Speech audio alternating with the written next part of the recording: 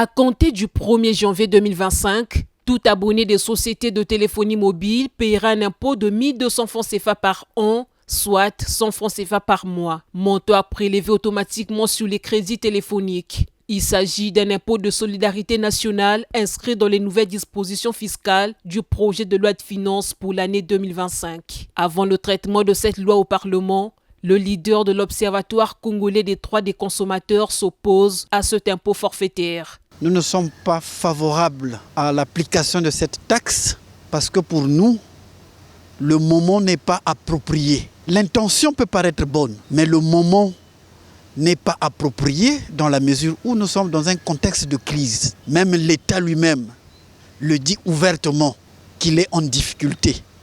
À plus forte raison, les populations qui n'ont pas de revenus. Un autre président d'une plateforme importante des consommateurs considère cet impôt forfaitaire comme un impôt de trop pour la population. C'est un impôt de trop, mais trop d'impôts, ça tue l'impôt. Et ils le savent, il y a des experts au niveau du ministère des Finances, au niveau du Trésor. Les gens le savent très bien, trop d'impôts, ça tue l'impôt. Donc ça ne peut pas passer. Il faudrait qu'il y ait l'épurement pur et simple de cette disposition au niveau de la loi de finances. Il faudrait que les députés se rappellent qu'eux, ils représentent les populations au niveau de l'Assemblée nationale. Ils n'ont pas pour mission d'asphyxier la population, de tuer la population à petit feu. Ce n'est pas normal.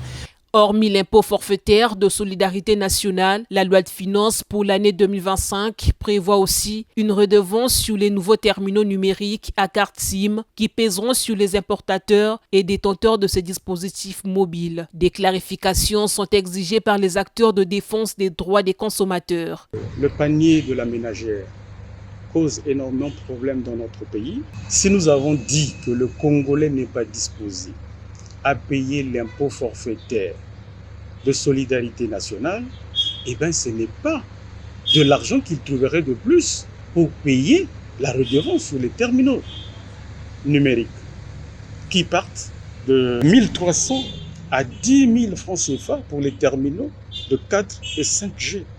C'est suffisamment beaucoup d'argent.